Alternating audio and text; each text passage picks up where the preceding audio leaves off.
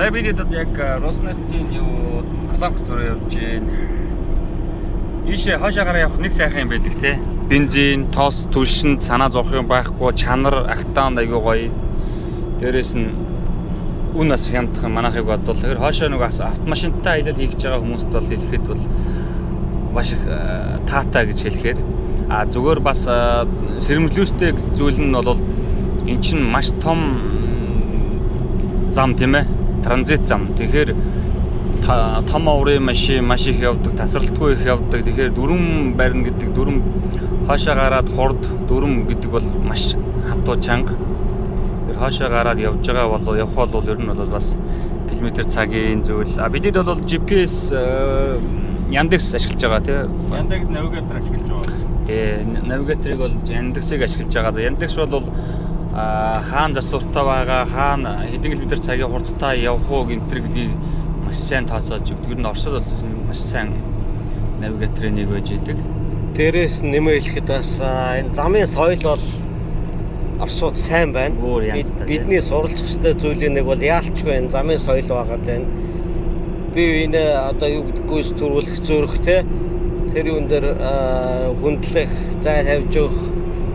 Хоёрдугаар ямар ч ославаар байхгүй шахуу байна. Зам засварын ажлыг маш сайн хийж байна. Зам засварын ажил хийгдэж байгаа тохиолдолд зүрх зохицуултуудыг хийж байна. Ямар саадгүй тийм ээ. Тэнийг том. Замын ажил маш хурдан хийх юм, хүмүүс нь ажиллаж явах юм. Манай Монголд бол зам засвар эхэлсэн гээд замаа хаачаад ажиллаж байгаа хүн байхгүй алга болцсон байдаг. Тийм юм огтаад байгаа. Ямар ч тэнд зохицуулт тийм юм байхгүй байдаг гэх. Энд бол суралцмаар юм зүйл их байна. Тэгэхээр давуу талууд бол энэ зөндөө байна.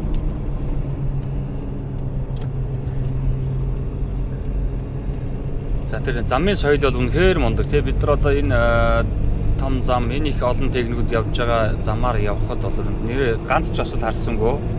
Тэгээд айхтар хурдлаад байгаа бас юм байхгүй гэсэн мөртлөө жигэд бүгд яг тэр 100 тэмдэглэгээнүүдийг маш сайн хийсэн байна. Тэр бол ёстой янзтай тийм ээ. Манайхан шиг баг гарцсан дээрээ тулгаж авах тэмдэглэгээ хийдэг тийм улс ер нь байдаг юм болоо. Нөгөө дахны зам чинь нөгөө тойрог дээр нэр тойрог байна гэсэн юм дэмдэг байгаад байгаа биз дээ. Уулан дээр чинь яг холоос анхааруулаад тийм ээ яг иргэдэн байгаад бас энэ хаана иргэдэнч соёлтой явах юм бас энэ зам тавьж байгаа төрийн үйлчлэгээнч бас сайхан байх юм. Тэгээ бас замын тэмдэглэгээн дээр анзаарсан юу гэхээр одоо юу гэдэг аюултай хэсгүүд дээр ч юм уу огцон тойрог аюултай засвар хийгдэж байгаа ч юм уу эсвэл төр өөрчлөлтсөн газруудад зураасууд замынхан зураасууд бүгдээрээ шараар байдаг юм байна. Бас мэдмээр л юм байна. Хаашаа салах уу, яаж салах уу? Бүх одоо суурин газар, гол уус тийм юмнуудын мэдээллүүд бол үнэхээр nice байна. Тэг яг стандартаараа тийм ээ нөгөө цэнхэр том самбарууд нь яг байж идэг үндсэн мэдээллийн самбарууд нь. Дээрээс нь тэр нөгөө одоо ингээд шулуун ингээд явж байгаа бидэд бол төр гэдэг ч юм уу, замаа буруу салах гэдэг ч юм уу тийм юм алга. За энэ маш их том тэрэгч явж байгаа ийм зам гэхэд нөгөө паркинг те том машины паркинг бол бүр маш сайн байна. Нөгөө яг тэр чинь 100-аас 50 км ч юм уу байдаг гэсэн шүү дээ тийм ээ. Тэр бол байна. Том тэргүүд гараад зогсоод үйлчлэгээ хийх, зогсох талбай бол маш их байна. Хамгийн сүүл 2000 он хавцаа энийг явж ирсэн. Тэгэхэд мэдээж байдал хэцүү байсан. Оросын байдал, замын байдал гэтэл одоо сайжирч, үнэхээр сайжирч. Мэдээж Европ төр баруун хөгжсөн орнуудыг арай л гүйцэхгүй байх. Гэхдээ үнэхээр сайжирч, манайхыг хол хайчжээ. Манайх бол одоо тэгээд 2000 оны хэвээрэл бараг шахуу байж л байгаа. Зарим нэг газрын замыг бодвол юу вэ? Roadside service гэдэг юм байдаг л замын хажуудлын үйлчлэгээнүүд тэр бол одоо энэ бүр үнэхээр янз юм байна те. Одоо тэр нэг кланк руу ороход 0 тэр халуун кофе одоо тэр ойр зүрийн бар одоо бол манайх яг CEO шиг л те. Тэр нөгөө худалдаа үйлчлэгээ за тэр 0-ийн үйлчлэгээ энэ төр бол бүр үнэхээр гоё байна. Дүүшч бас байлаа сая юм дээр тийм ээ. Нэмээд машина үнгүй хийлэн угаан. Тий. Тэр бол одоо манад бас дутагдж байгаа л зүйл бас тэгэл хаанаас нэг хөгжлийнхээ явцанд явж байгаа нэг удахгүй тэгээ хийх байх л гэж найдаа л да тийм ээ. Бүх юм хүний төлөө хүний аюулгүй зорчих тэрэнд л зориулж л одоо бүх юмыг төлөвлөж хийж байна. Хүнийг эргэн хуйлаа биелүүлэхэд бүр тусалж өгч байна. Ингээд туслаад сануулсаар байтал асуудал үүсгүүд бол тэр хүний л асуудал болох нь хариуцлага мэдээж өндөр үлэн. За камерч бол замын турш байна. Зам дээр бол цагдаа бол аль үжээ байхаа болсон. За заримд нэг контролны точк дээр бол байгаа. Ялангуяа Эслүүдянка дээр. Тэгтээ бараг зогсоохгүй. Шаардлагатай тохиолдол бүр нэг ноцтой үйл зохицсон. За манайхан бол камерыг бол одоо за энд л яг 440 гэж баг нуугдж жагаад торгодог бол энд бол камер байх юм бол 400-500 метрт сануулж байна. Тэгээд хүмүүс мэдээж камер байх юм бол хуйлаа биелүүлээд тэр газраараа бол аюулгүй нэвтэрч өнгөрч байна. GPS дээр бас тэр мэдээлэл бүгд гараад ирчихсэн тийм ээ. Навигатор бол үнэхээр супер. Одоо энийг бол би одоо Орос явах болгондоо л тавьдаг. Оросууд ч гэсэн энийг тогтмол ажиглаас болсон. За энэ бол баг 92 бензин 54 рубль, 95 бензин 57 рубль яг одоо зааж байна. Дизель түвш 70 рубль 60 рубль. Тий. Дизель түвш 70 рубль 80 байсан тий. 80. Тэгэхээр монголоор бол 2670 орчим төгрөг болж байгаа үү? Одоогоор Монголд бол евро дизель хэдтэй байгаа вэ? 4000 таа. 4190 байгаа. 4190-тэй. Тэгэхээр ийшээ гараад дизель түвштэй явах юм нэг иймэрхүү харьцуултаа бас дизелээр явдаг машинтай бол тийм ээ бас нэг иймэрхүү байна. 54 гэдэг чи одоо хэдэн төгрөг вэ? Одоо бол ханш рублийн ханш Монгол 38 төгрөг чинь 2052 төгрөгөөр 92 бензин. Дизел үү 92 тийм ээ. Сая 57 гэдэг зүгээр яг саяны юу сонирхолтой хэлж байгаа хгүй тийм ээ. Тэгэхээр 95 Монголд одоо нэг 3000 гарчлаа. 3000 гарсан баха. Тэгээд 3000 95 чинь 3990 байгаа. Яг юм явдсан. Тэгэхээр энд бол 2166 орчим төгрөгөөр хийх боломж байна. За тэгээ яг Монголд хийж байгаа 95, энд хийж байгаа 95 бас л өөр байгаа. Чанарын хувьд бол бас манай бас чанарууд тийм сайнгүй гэж байгаад байгаа шүү дээ.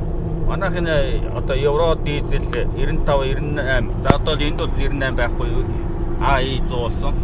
Энэ шатгуунуудаа бол манайх тансаг хэрэглээгээд тэрийг дэмжихгүй байх болтлого. Тэрнээр бүр үн нэмдэг тий. За хамгийн муу байгаль технологи муу тийм бензинээ бүр одоо татвараас татаас өгөөд татврын хөнгөлөөд тэрэн дээр үүсэх татврыг нөгөө эконууд дээр нэмээд ийм буруу зохицуулж өгдөг. Энд бол эко ялангуяа евро 5-ыг бол нэвтрүүлээд байгаль орчиндөө ээлтэй бодлого явуулж байна. Энийг бас яаралтай авч хэрэгжүүлмээр байна. 18 оны энэ шийдвэр бол маш буруу байсан шүү. Тухайн үед нь хийж байсан. Тэгээ энэ зам дээр нөгөө харуутаа хайж байгаа ч гэдэг юм уу, цэнхэр утаа хайж байгаа ч гэдэг юм уу, бензин салиар үнэрчж байгаа тийм дутуу шаталтын төрлийн үнэндээ хаалга. Айгуу сайхан цэвэрхээ явцгааж байна. Тэгэхээр энэ хэмжээгээр нөгөө хэрэгжилж байгаа шатхууны чанар сайн байх хэмжээгээр бусдад очруулж байгаа.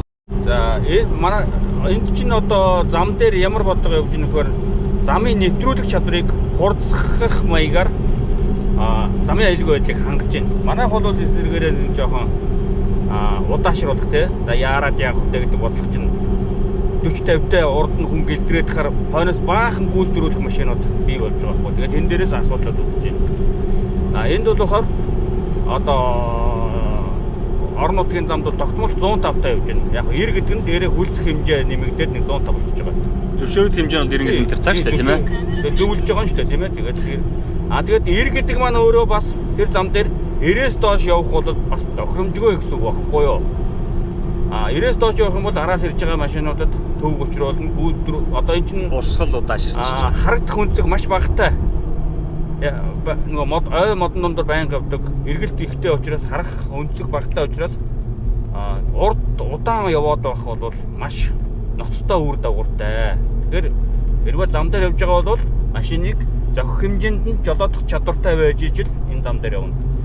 Манайд энэ нь дутагдaltaй учраас осол гараад байгаа байхгүй юу? Тэгээд иргэдийн ухамсар л энэ ер нь замын стандартаас гадна иргэдийн ухамсар гэдэг юм бол яг шийдвэрлэх хөтөн зүйл болчиход байгаа юм.